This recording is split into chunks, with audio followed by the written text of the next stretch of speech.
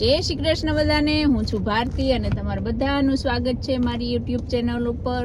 તો અમારા મોટા બેન શ્રીને જય શ્રી કૃષ્ણ કરો, જે અત્યારે ડ્રાઇવિંગ કરે છે. અમે બંને બહેનો જઈએ છીએ માતાજીના લોટા શણગારવા, રાંદલમાં જે શણગારવાના હતા તો અમે ત્યાં જઈએ છીએ. ને અત્યારે વાગ્યા છે 4 વાગ્યા છે અને ત્યાંથી આવી અને અમારે પાછું સાંજે પાઠ હોય એમાં જવાનું છે.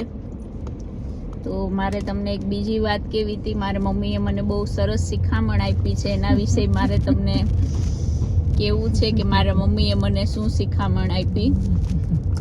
તો મારા મમ્મી તો ઇન્ડિયા છે. તો બન્યું એવું કે હમણાં તમને તો ખ્યાલ હશે, હમણાં આના પહેલાંનો બ્લોગ જે છે એમાં જિગ્નેશ દાદાનો બ્લોગ છે અને તે ઘરે આવ્યા હતા. તો મારા વ્લોગ વિશે કીધું તો એ સાંભળીને હું થોડીક હરખાઈ ગઈ હતી. એ વ્લોગ મારા મમ્મીએ જોયો ઇન્ડિયા અને મને ફોન આવ્યો. મારા મમ્મીનો ફોન આવ્યો. શું આવ્યો ફોન એવો આવ્યો કે બહુ હરખાવવું નહીં, હરખનો હુમલો આવી જાય. અમારે હુમલો એટલે અમારે ત્યાં અમારે એમ કે હાર્ટ એટેક આવે ને એને હુમલો કહેવાય. એટલે મારા મમ્મીનું કેવું એમ છે કે તું હરખાતી નહીં નકર હુમલો આવી જાય.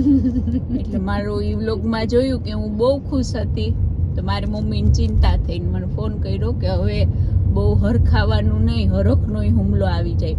એટલે આજ પછી મેં નક્કી કર્યું કે કદાચ નરેન્દ્ર મોદીજી મને મળે ને કે બેન હું તમારા વ્લોગ જોઉં છું તો હું હરખાઈશ નહીં.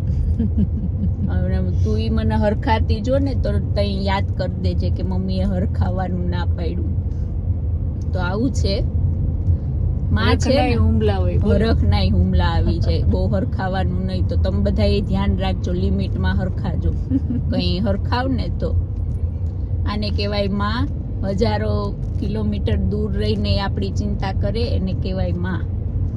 આની પહેલા હું બેનને સાંભળો, બેનને આપી મારા મમ્મી એક શિખામણ.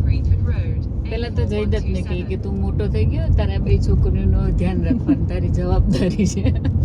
પછી મને હું ઓલામાં હતી ને ક્રુઝમાં, તો નોર્વે પહોંચ્યા ને તો નોર્વેમાં એક પહોંચતા એક રાત ને એક આખો દિવસ ઓલામાં વયો ગયો ક્રુઝમાં. તો દરિયામાં કવરેજ કે કંઈ પકડાય નહીં ને એટલે મારી મમ્મીનો ફોન આવે પણ મારો ફોન કંઈ એને લાગે નહીં એટલે એને થઈ ચિંતા થઈ. એણે કર્યો ભારતીને ફોન કે 2 દિવસથી હું ફોન કરું જ પણ ઉપાડતી નથી ને બધું બરોબર છે ને. એટલે પછી 3જે દિવસે હું પહોંચીને પછી મેં ફોન કર્યો. મેં તારા એટલા ફોન આવી ગયા તમે જોયું? મને કે અહીંયા આગાહી છે વાવાઝોડાની કે ને તું અહીંયા દરિયામાં ક્યાં ગઈ કે. તો મને કે ઓલું કેવું કીધું, હા અહીંયા દ્વારકામાં વાવાઝોડું આવવાનું છે તો ત્યાં જવાય અટાણે. મેં કહ્યું પણ મમ્મી ક્યાં દ્વારકા, સોમનાથ ને ક્યાં નોર્વે? હવે અહીંયા દરિયામાં વાવાઝોડું હોય તો ત્યાં જરૂરી છે કે ત્યાં હોય? પણ મારી મમ્મીને એટલી ચિંતા થતી હતી ને ત્યાં ઇન્ડિયામાં વાવાઝોડાની આગાહીને લીધે નોર્વેમાં મારી ઉપાધિ કરતી હતી. બોલો. ને એક દિવસ આપણે એવા સી સાઈડ ગયું હતું ને અમારે કંઈક ફોન એની સાથે વિડીયો કોલ ચાલુ હતું ને ફોન કટ થઈ ગયો. ત્યાં તો એને નાળિયેર ને શું ઓલા દીવા ને કેટલી માનતા કરી લીધી. પછી 5 મિનિટ પછી ફોન કર્યો ત્યાં તો કેટલી માનતા થઈ ગઈ હતી. એને એમ કે અમે વાત કરતી દરિયામાં વયું ગયું. તો આ છે માં, ચિંતા કરે પણ બહુ નહીં કરવાની માં. આને જ કહેવાય માં. કા ગમે એવડા મોટા થઈ જાય તો એને મન નાના જ હોય કે આપણે હજી નાના છે. હા, કેમ કે જો અમે અહીંયા છે પણ જયદત્ત ને કહે કે તારે આ બેબીનું ધ્યાન રાખવાનું, તું મોટો થઈ જાય. સારું, મા બાપ છે તો ચિંતા કરે એવું છે. તો ચાલો સત્સંગ કરતા કરતા હમણાં આવી જશે. રાંદલમાના શણગાર કરવા જવાનું છે. 7 મિનિટ છે. 7 મિનિટ છે. ઘણો સત્સંગ થઈ ગયો આજે. તો જોડાયેલા રહેજો. આગળ એ વિડીયો લોગ જોજો.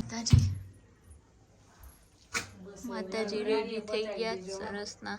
બધું મને કરી દેજો. કેટલા સરસ લાગે. હા, માતાજીનું સ્વરૂપ એ રાંદલમાં. ત્યાં ઇન્ડિયામાં કેટલાય ને કરવાના છે બધાને કોલ વિડીયો કોલ. હા,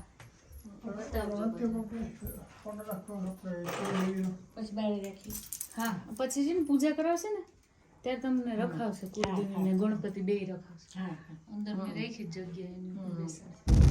માતાજી શણગારી નીકળી ગયા છે અને હવે અમે પિયુષભાઈને પિક કરવા જઈએ છીએ અને પછી ઘરે જઈએ.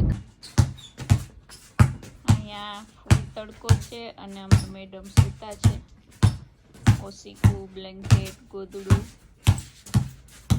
અત્યારે ડિસ્ટર્બ કર્યા જેવું છે નહીં.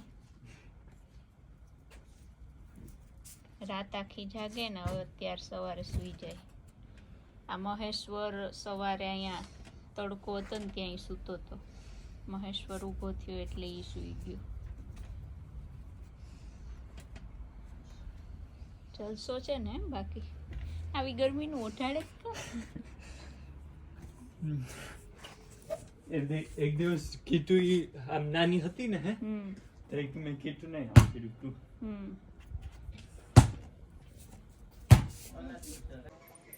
તો અત્યારે આપણે ઉબર ડ્રાઈવરની ભૂમિકા ભજવી રહ્યા છે. ભાઈને મૂકી આવી, પિયુષભાઈને મૂકી આવી અને હવે અલ્પાબેનને મૂકવા જાઉં છું. તો આવું છે અત્યારે. બોલો, અલ્પાબેને આજે એની ડ્યુટી મને આપી દીધી ઉબર ડ્રાઈવરની. અલ્પાબેન મ્યુઝિક માટે બધી તૈયારીઓ કરે છે. અલ્પાબેનને મારા પ્રત્યે બહુ માન છે. એ કંઈક બોલે એ બધાએ સાંભળો. આજે છે ને આજ ગૌરાંગભાઈ વેડિંગ કરાવે ને હું મ્યુઝિક કરું તો ભારતીને મેં કીધું કે હાલ અંદર તો એ એમ કહે છે કે ના અમારા ઘરવાળાની ઇજ્જતનો સવાલ છે, હું નાઇટ ડ્રેસમાં છું. એટલે કીધું આપણે કોઈ નહીં કે કાંઈ ઘરવાળી છે એમ કેવું કે અમે મેં બેન હાયર કર્યા બધું મમ્મી અંદર ઉપાડવા લાગી ને એના માટે કહીને આપણે લઈ જઈએ. અત્યારે ઘોર કળિયુગ આવી ગયો છે. આવું છે, મૂકી જાય ને પ્લસ એ આપણને બોલ. આજે ગૌરાંગભાઈનો બર્થડે છે તો તમે બધા હેપી બર્થડે વિશ કરજો. ભારતીની ચેનલમાં લાઈક કરજો, શેર કરજો, સબસ્ક્રાઇબ કરજો. પહેલા અમારા ગૌરાંગભાઈનો આવતીકાલે બર્થડે છે.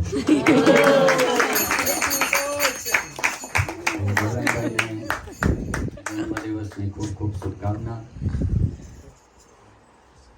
ચિંતા એક જ વાત છે, એ વધે છે એમ હું વધારે વધતો જાઉં છું. એટલે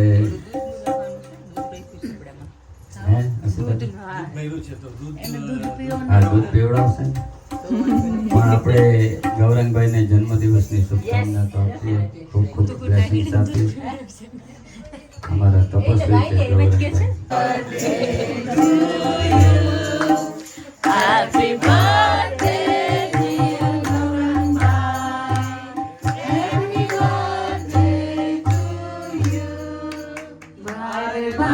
दिन ये आए, बार बार दिल ये गाए, बार बार दिल ये आए, बार बार दिल ये गाए, तुम जियो हजारों साल, ये हमारी है आरज़ू. Happy birthday to you, happy birthday to you. Happy birthday to Gaurangbhai. Happy birthday to you. Happy birthday to Gaurangbhai. Happy birthday to you.